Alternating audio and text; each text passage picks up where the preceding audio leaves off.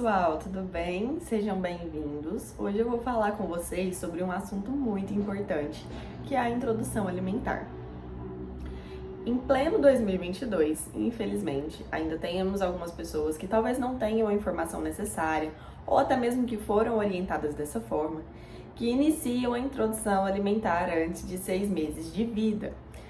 Antigamente, bem que antigamente, até tínhamos uma certa orientação de que introduzisse a alimentação com 4 meses, para que assim a criança aprendesse a comer e ela chegasse ali nos 6 meses comendo. O que sabemos hoje? Quando a gente introduz alimentos antes de 6 meses de vida, e por esses alimentos inclui-se chá, suco, frutinhas, a gente aumenta uma predisposição a alergias alimentares, a gente favorece o desenvolvimento de diabetes no futuro, a gente causa uma série de transtornos, sabendo que a nossa flora bacteriana intestinal, ela é fundamental para a nossa saúde. Hoje a gente sabe o quanto ela está envolvida no nosso humor, no desenvolvimento de transtornos de humor como ansiedade, depressão. Inclusive, temos alguns tratamentos de doenças mentais que são feitas com regulação da alimentação, com mudança de estilo de vida, para ver o quanto isso é importante. Então, o que temos de recomendações hoje? A introdução alimentar deve ser feita apenas aos 6 meses, e esses 6 meses conta com a idade corrigida, ou seja, crianças que nasceram prematuras vão ter a idade recalculada de acordo com o grau de prematuridade. Ele é prematuro de 1 semana, a introdução alimentar vai ser depois de 6 meses e 1 semana. Ele nasceu ali, às vezes, 1 mês antes da hora, né, de 8 meses, a introdução alimentar vai ser a partir de 7 meses de vida. Além desses 6 meses completos por idade corrigida, a criança precisa estar sentando totalmente sozinha, sem apoio. Assim diminuímos os riscos de engasgo. Não é para iniciar a introdução alimentar numa criança que ainda senta assim, que fica com a via aqui toda dobrada, que tem um risco enorme de engasgo. E a criança tem também que ter perdido o reflexo de protusão da língua, que é um reflexo que temos para poder não deixar a gente engasgar quando somos muito pequenininhos. Então, quando a gente coloca ali alguma coisa na boca da criança, pode-se ver que ela faz isso aqui, né? Uma ondinha com a língua, como se estivesse tentando jogar para fora. Isso é um reflexo, esse reflexo vai ser perdido após os 6 meses. Então, antes disso, eu não devo iniciar a introdução alimentar. A introdução alimentar, a gente precisa entender que ela não é um dia, ela não é uma semana, ela não é um mês, ela não é o 6º mês. Ela vai do 6º mês até os 2 anos de vida. Até 1 ano, o principal alimento da criança ainda é o leite materno ou a fórmula. O que significa que nessa introdução alimentar até 1 ano, a criança não precisa obrigatoriamente comer e muitas vezes ela não vai querer comer.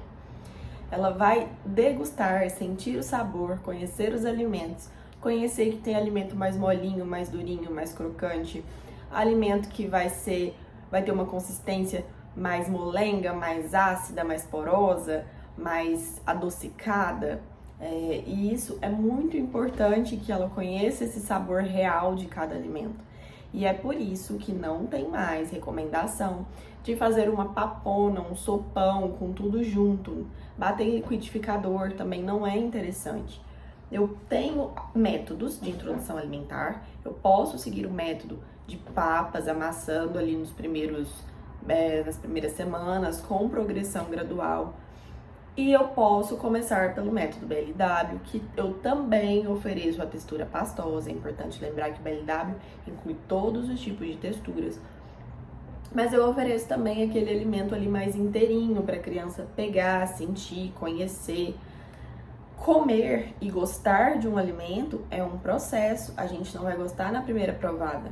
A criança vai ver textura, ela vai ver cor, ela vai sentir cheiro, para depois ela levar na boca e aí ela começar a ver se ela gostou ou não. Então, às vezes, a criança vai fazer o reflexo de vômito, porque começou nesse lugar errado, e você fala, nossa, odiou, como eu vi por aí esses dias agora, de uma blogueira postando. Não, gente, a criança não odiou, foi a primeira oferta, foi um corte inadequado, foi enfiado diretamente na boca da criança. Um alimento que ela nunca viu, que ela não conhece, que ela não entende, que é ácido, que às vezes estava um pouquinho frio. Então é natural que a criança tenha um estranhamento ali na primeira vez, e é por isso que cada alimento a gente oferta pelo menos 10 vezes em formas diferentes. O que eu não devo ofertar aos 6 meses? Sucos. Os sucos só devem ser ofertados a partir de 1 ano de vida, e mesmo assim com parcimônia. O suco, o que a gente precisa entender? Ainda que sem açúcar, ele é um concentrado de frutose, que também é açúcar. E esse açúcar lá na barriguinha da criança vai gerar uma fermentação, vai causar dores, além de poder predispor à obesidade no futuro, à diabetes. Então a gente evita de fazer sucos. Ah, mas o que eu vou dar então? Dá a fruta e dá a água. Alguns chás podem ser ofertados. Converse com o pediatra e veja quais podem e quais não podem.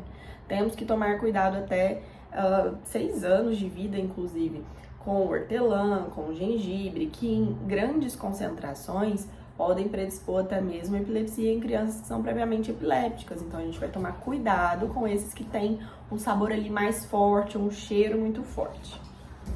O que eu devo ofertar a partir dos 6 meses? Basicamente, a criança ela pode consumir todos os tipos de alimentos.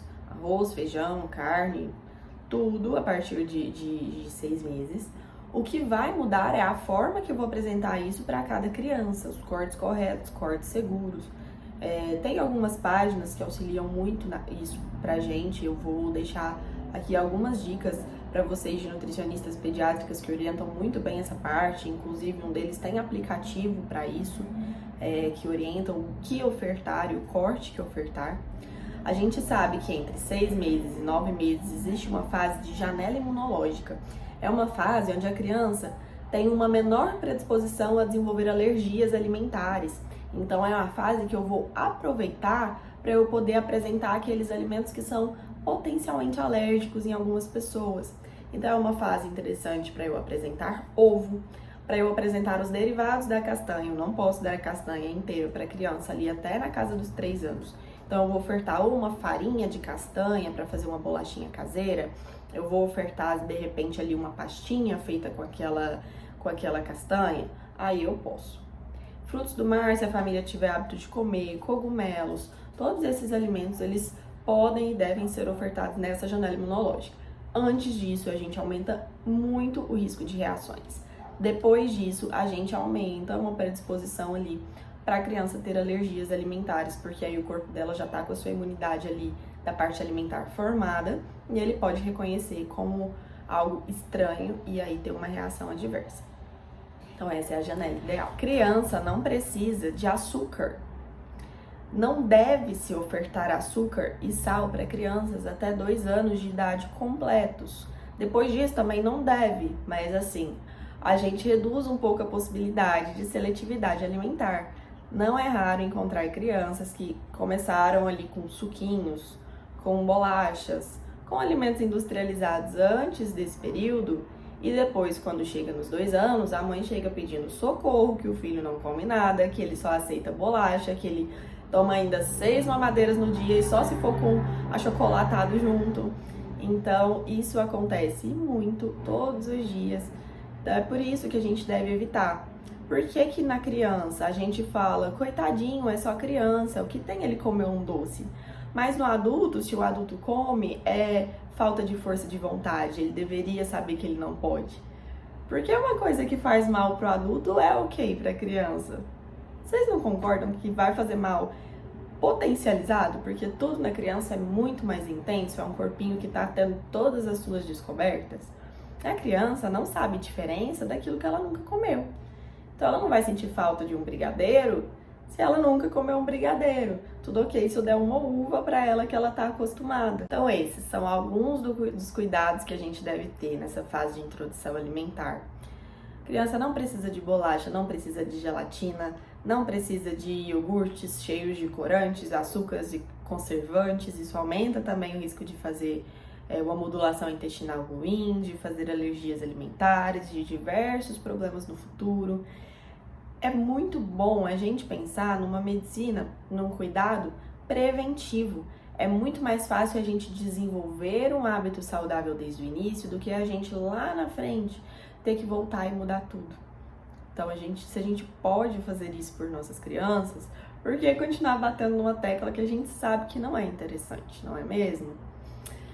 Espero que eu possa ter ajudado, que eu possa ter dado uma outra visão para vocês sobre a introdução alimentar. Fico disponível para tirar quaisquer dúvidas. Podem deixar aqui nos comentários. Um beijo e até a próxima. Prontos. Mamãe tá gravando! Que foi? Você tá carente? Mamãe tá gravando, amor. Mamãe tá trabalhando. Deixa a mamãe gravar. Deixa.